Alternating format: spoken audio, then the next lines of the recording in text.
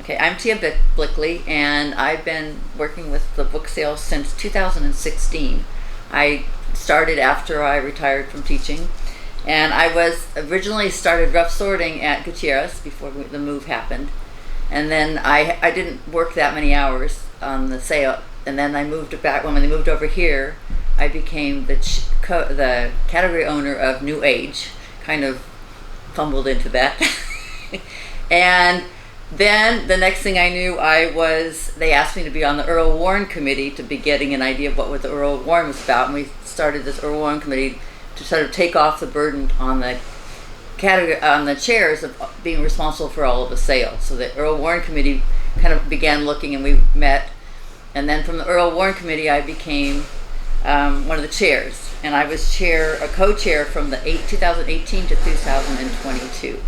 So it was 4 years. And the idea with chairs at that point was there would be three co-chairs, one incoming, one main chair, and one outgoing. And that kind of, because of the changes of things that happened within that time, it kind of changed a bit, that model. Well, basically, there was a lot of changes that happened when we moved into to the warehouse here. But the biggest thing that was in 2020 when the pandemic hit. And we had to rethink everything. And we had to follow the the things that went with the clinic. The warehouse was pretty much on hold for a while, and so we got that everybody's making, there weren't masks, so we made cloth masks. I actually got also involved in, we made the plastic visors out of page protectors for the doctors to be able to, and tape to be able to, because they didn't have things. So the book sale actually morphed into doing some things to help the clinics as well. And we had to follow their protocols as far as not having very many people at the warehouse at a time. In fact, it closed down for a while. And then we limited all of our big groups of people. There were no longer rough sort groups. Started having a few people coming back, but a lot of people chose not to come back. People were worried, and so it was kind of at a standstill. And so we had to begin to think, as things were going on, we're still getting books, and we're trying to figure out what we're going to do. So we are trying to figure out, we started thinking out of the box, and said, okay, what can we do to make money and sell books? So the first thing we did was we started to have dealer sales. We had a couple of dealer sales, because the dealers still wanted to sell books, and they had nowhere to get their books. And they are some of our good clients and stuff. So we had dealer sales. We had a couple of short dealer sales to start out, and we would only let so many people, they had to sign up for slots when they could come in, and we only let a certain people in at a time, and we had by hour how many people could go in. The thing is, everything was really controlled as far as population. Then in October of 2020, we realized that we weren't going to be able to have the sale at Earl Warren, so we had a parking lot sale.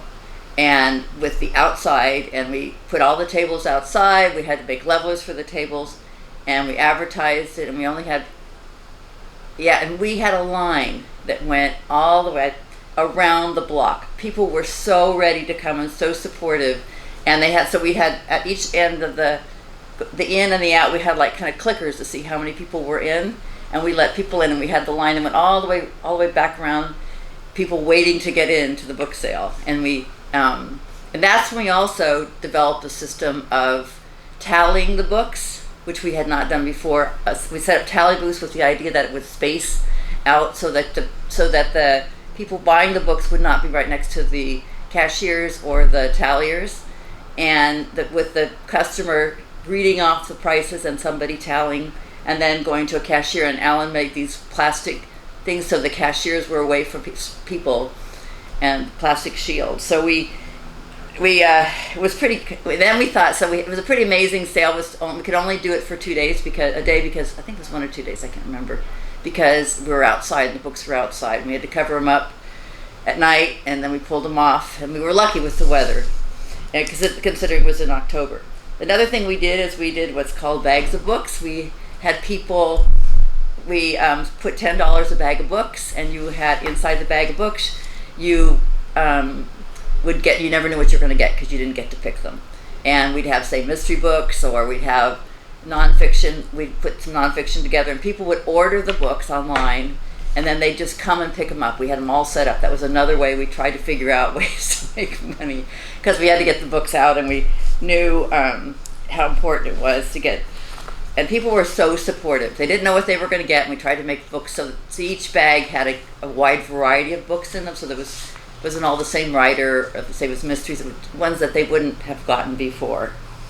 Then the next thing, then we realized when we could go back to Earl Warren in 2021, we changed from the Warren Hall to the main pavilion, and that was a huge logistical change because the space was different. We weren't sure how we were going to do it. We had to create our own back room with having fencing brought in, and it turned out to be a much better choice because it was big, it was airy, and people felt more comfortable in it because of people we're still very sensitive about being close together and around. So but there was a lot of challenges to that. We had to figure out how to move the books, where to put the books, and the lighting was as good as we thought it was going to be, but it all worked out to be for the best. So and then from there, we kind of have built on since then. But those are some of the challenges that we had to come through when I was during chair. And we still had all the books from the year before because we weren't able to have the sale. So we had the accumulation of, it was like almost 2 years of books. And the thing that happened with things like recent and best books, they weren't so recent anymore because some have been sitting in the storage containers for a year already.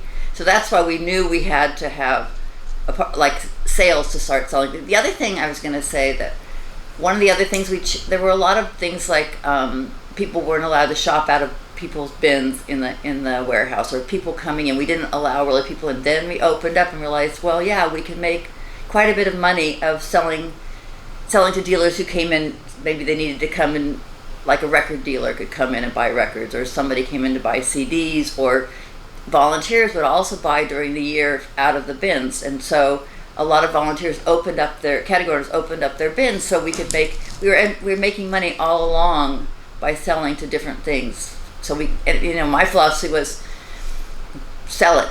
As soon as you can do it, sell it. Because I felt like having the money come in all year round was a good idea. So that was a big change that we kind of that we had during the time that we had to with all the changes. I think it was just we had all these books and we had to figure out how to get them out in the way that was safest for everybody. And also I feel one of the things that's important about the book sale is it's a community event, and we wanted to support the community as well. Yeah, it was, and then slowly people started coming back, and then so we had to do things where you had a sign-up sheet for the people in your aisle that were working like all the categories in one aisle, and so you would say, I'm going to be in on Tuesday, so nobody else comes on a Tuesday, or I'm going to be on Wednesday. So that people were always spaced apart. So we set up systems, and so they had emails between the people that were shared aisles during the sale. In the warehouse, and they could contact each other and say, so you wouldn't be nobody was ever next to anybody else. And we in the beginning we were making masks for people. Then we began to get a mask supply, and then we got where they supplied us. So clinics supplied us with masks, so we had masks. But of course, nobody really knew how things were spreading. We were sterilizing the tables every time when we were finished. We were just being very careful about everything we did. We also got some of the things that happened with the change is we used to have, this is kind of Earl Warren, we used to have food. And once we realized that once the pandemic hit, we realized at the opening night, we no longer shared food or anything like that anymore. Those kind of protocols that we'd had before, we changed. We began to say, it doesn't really make that much difference to have it anyway, and it's cost us money. And then people are much more sensitive about coming to things like potluck things, where there's lots of food and people are eating off the same platters and stuff. But I think we got a lot of support from the community over this thing. People were still supportive of of the sale, and I think people were so ready when we moved back to Earl Warren. They were so thankful that we had the sale again. People were really creative on how to get things done, and so they did work from people. A lot of people took stuff home and worked at home, and they worked at different hours. And the cleaners started cleaning. There were groups that cleaned. Like there was a Montecito group. There was a group that cleaned in Santa Barbara. In Goleta that cleaned in their own homes. In Hope Ranch, there was a group that cleaned as well. I believe in building community. I think is probably one of my leadership skills. I think is working with volunteers to make them and making people feel comfortable and creating an environment. I'm not such a stickler of rules, probably. And other people are more sticklers with rules. But I think one of the things that I worked on a lot was when I first was chair, we used to meet with downtown very seldom. We'd go down, it was a very formal meeting with Planned Parenthood.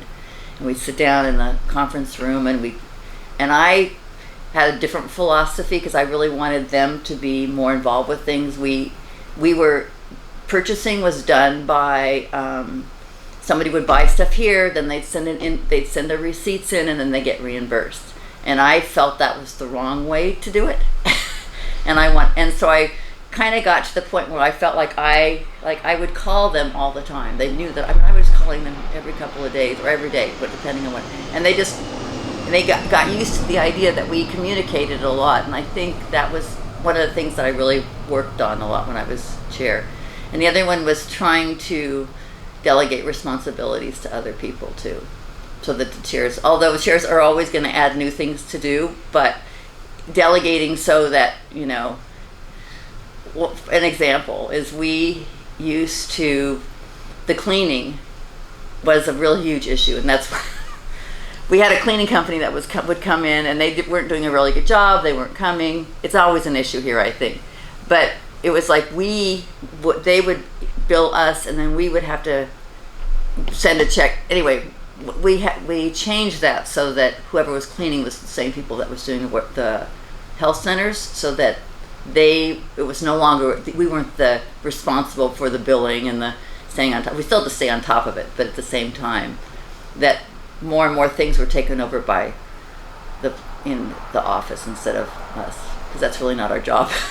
Amazingly, we made really good money even during the pandemic. Our numbers were really high. I can't tell you exactly, but we continued to do, and I think it was just part of the process was just figuring out ways to do it that were different. And you don't have to do things the way you always did, I think, and that was part of the process of being chair, was trying to think of different ways. And I'm up for trying anything. If it's somebody, so some things we won't do again, like Bag of Books, probably won't do that again, but it worked for the time when we needed to do it. And so those kind of things, you just have to figure out different ways to do things. And that was kind of what hit me during that time. But I think that's the thing about an organization like this, is it has to always adapt to change. Things are always changing, and so you have to adapt and change as necessary. You still need to maintain. I think I was thinking about this when I first started. One of the first things I did as chair was I rewrote the mission statement. I don't know if you saw it on the wall, but part of what I feel is important about Planned Parenthood is the community of volunteers. So the atmosphere of the volunteers is, to me, that the welcomeness and how people have reacted. It's a place that people want to be, and that part of it is by having purpose.